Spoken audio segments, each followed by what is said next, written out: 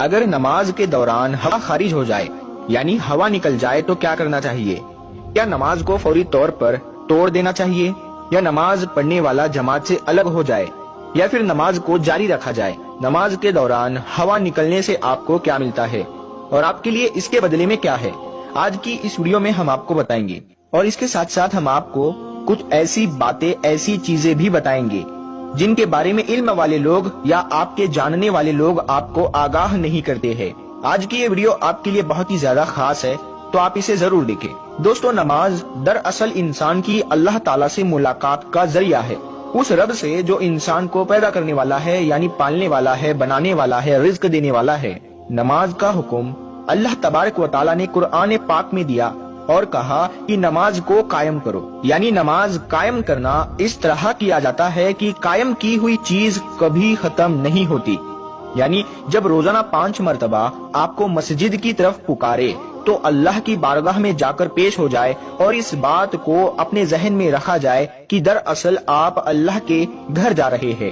اللہ کو آپ کے قیام، رکوع اور سجود کی ضرورت نہیں ہے، بلکہ آپ کے دل کے اندر جو تقوی موجود ہے کہ آپ اس دو جہاں کے رب کے سامنے پیش ہو رہے ہیں۔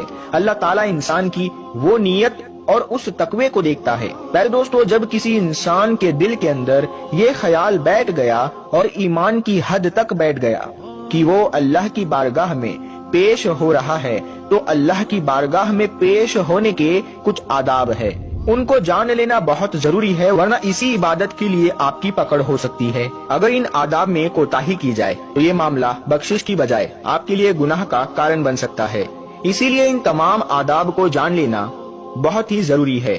دوستو، نماز کے لیے جس جگہ کو چنا جائے وہ پاک اور صاف ہونی چاہیے، یہ ہر مسلمان کو پتا ہوتا ہے۔ آپ جہاں کھڑے ہو کر نماز ادا کرے وہاں روشنی ہونی چاہیے، اور آپ کا رخ یعنی آپ کا منہ قبلہ شریف یعنی خانہ کعبہ کی طرف ہونا چاہیے۔ انسان کے جسم پر کسی قسم کی کوئی ناپاکی یعنی کوڑا یا گندگی نہیں ہونی چاہیے۔ کپڑے پاک اور صاف ہونے چاہیے، جسم پاک ہونا چاہیے، اور ہر نماز سے پہلے وضو کر لینا ضروری ہے۔ وضو کے کچھ فرائض ہے جن کو پورا کرنا ضروری ہے، ورنہ ان کے بغیر وضو نہیں ہوگا، اور اگر کسی شخص کا وضو نہ ہو اور وہ نماز پڑھنے کے لیے مصلی پر کھڑا ہو جائے تو اس کے نتیجے میں ہوگا یہ کہ نماز نہیں ہوگی۔ دوستو، جب وضو کر لیا جائے اور کوئی شخص نماز ادا کرنے کے لیے مصلی پر کھڑا ہو اور نماز ادا کر رہا ہو تو اپنے اس وضو کا خیال رکھے، کیونکہ اگر وضو ٹوٹ گیا تو اس کے نتیجے میں نماز بھی ٹوٹ جائے گی۔ اور اس سلسلے میں سب سے اہم مسئلہ اور